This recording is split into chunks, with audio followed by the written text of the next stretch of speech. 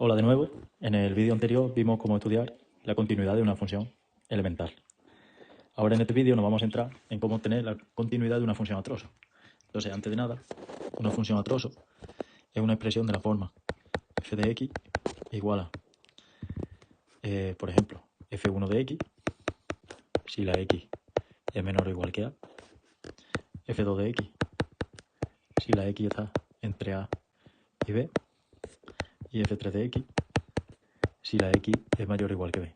Entonces esta sería una función que está definida por tres trozos, donde el primer trozo sería la función f1 y que está definida para valores más pequeños que a, es decir, a es un número. El segundo trozo sería f2 de x y que está definido para valores entre a y b, ¿vale? Por lo tanto b también es un número. Y f3 sería el tercer trozo que está definido para valores mayores que b. Entonces, en este caso, cuando estudiemos la continuidad de una función a trozo, lo primero que vamos a ver es si f de x es continua en cada trozo.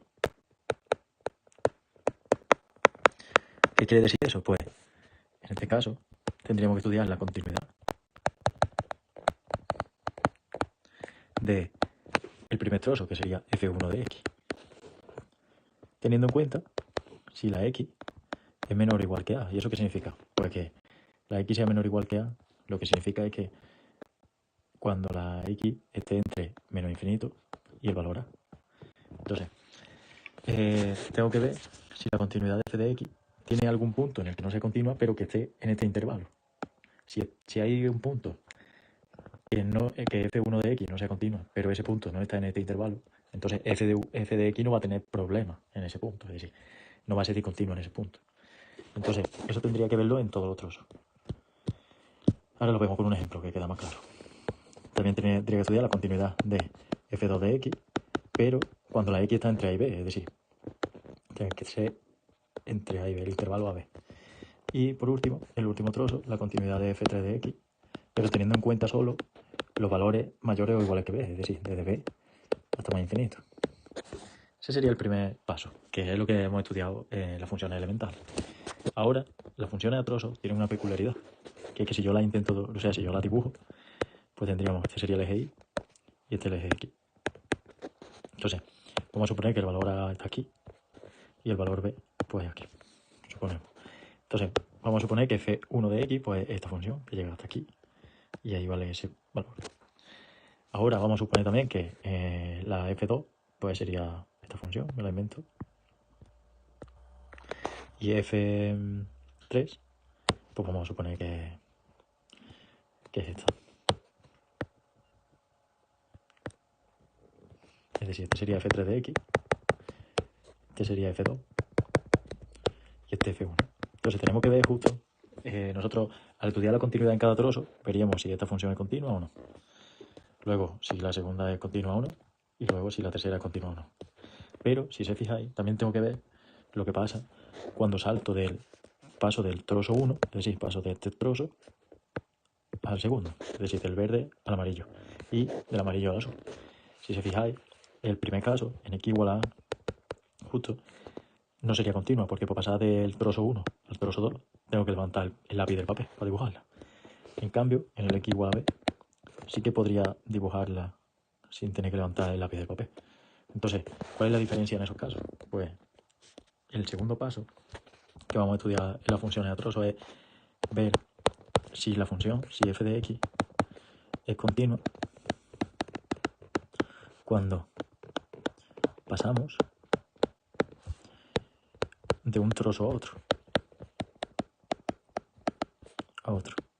Es decir, en este caso tendríamos que estudiar la continuidad cuando pasamos del trozo 1 al trozo 2, que eso se da justo en el valor a. Y también del trozo 2 al trozo 3, que eso se da justo en el valor b. Entonces, vamos a ver cómo sería eso. Para ver si f de x es continua en un valor, por ejemplo, en x igual a a, lo que tenemos que ver es, si nos vamos al dibujo se ve más claro, estaríamos aquí. Para que sea continua, tiene que pasar el caso de b. ¿qué tiene que pasar? Que cuando yo me acerco al valor de b por la izquierda y por la derecha, vale lo mismo, pero además justo en el punto también vale lo mismo. Si se fijáis en el a, que no es continua, cuando yo me acerco por la izquierda, tiene un valor, cuando me acerco por la derecha, tiene otro. Entonces, son distintos. Entonces, para que sea continua, tenemos que ver que el límite, cuando x tiende a por la izquierda de la función, sea igual que el límite cuando x tiende a por la derecha de la función, y este sea igual a f de a. Es decir, si estos tres valores son iguales, entonces la función es continua en ese punto. Si alguno de ellos no es igual, pues ya sería discontinua. Entonces tenemos que hacer eso. Vamos a ver un ejemplo. Este ejemplo, tenemos la función f de x que está dividida en tres trozos. No tiene por qué ser siempre tres trozos, pueden ser dos trozos, 4, 5, lo que sea, ¿vale? Pero lo más común sí es que sean tres trozos, o dos, no más. Entonces, lo primero que hemos dicho que tenemos que estudiar es la continuidad en cada trozo. Entonces, en este caso, cada trozo sería, por ejemplo, el primer trozo sería este que lo vamos a llamar f1 de x. El segundo trozo sería este que lo vamos a llamar f2 de x. Y el tercer trozo sería el logaritmo neperiano, que sería f3 de x. Entonces vamos a ver cada uno de ellos.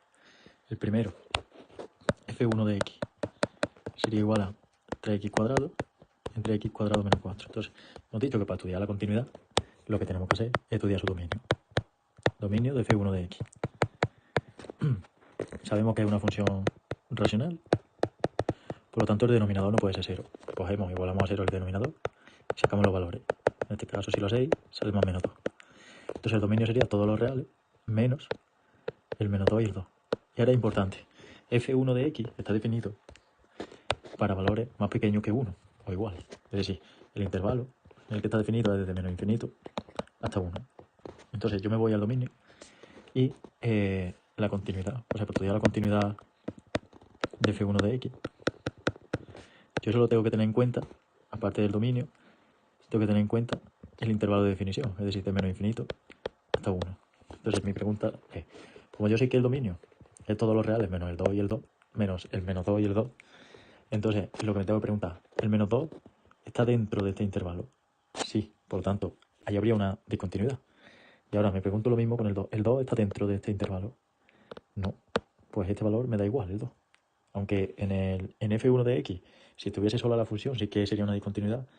Pero en este caso, como solo está definido en este intervalo, pues el 2 no me supone una discontinuidad, solo el menos 2. Entonces la continuidad iría desde menos infinito hasta menos 2, unión de menos 2 hasta 1. Vale, ahora vamos a hacer lo mismo con f2 de x y con f3 de x. Vale, f2 de x. f2 de x sería 3x cuadrado menos 6. Ponemos f2 de x es 3x cuadrado menos 6.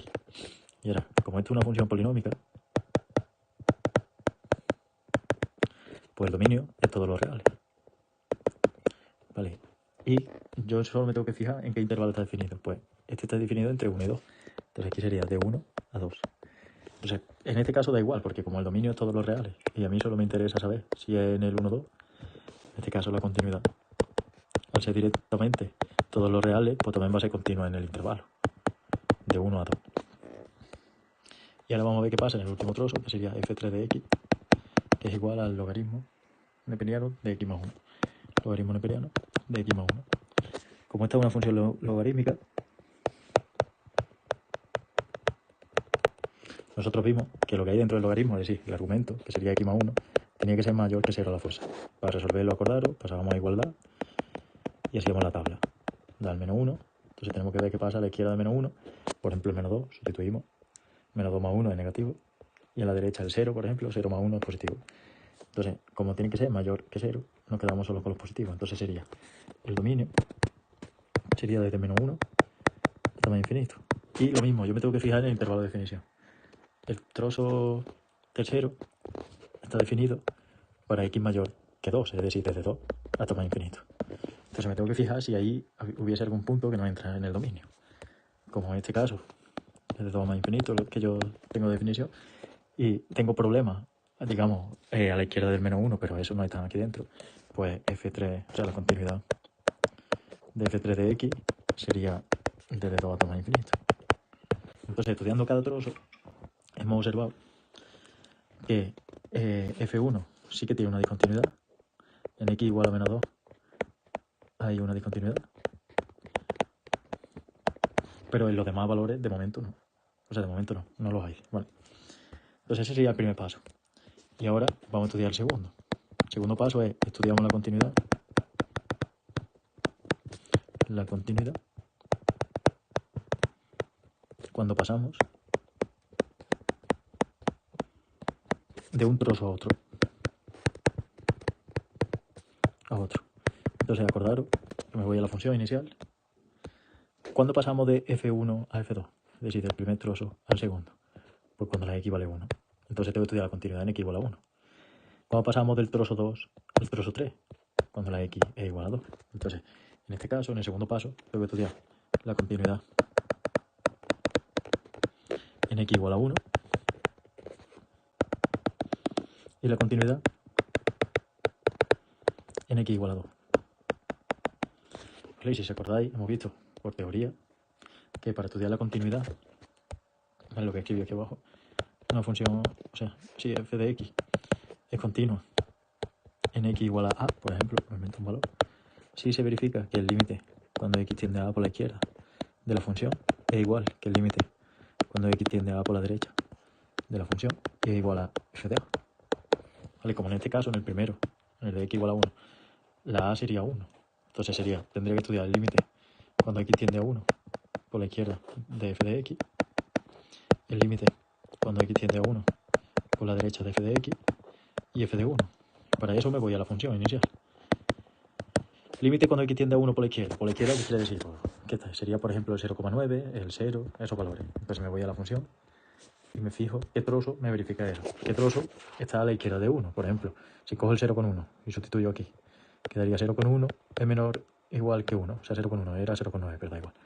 ¿Es menor o igual que 1? Sí. Pero si sustituyo aquí, por ejemplo, 1 no es menor que 0,9. Por lo tanto, este no lo verifica. El que lo verifica sería este trozo. Por lo tanto, tengo que estudiar el límite en ese trozo.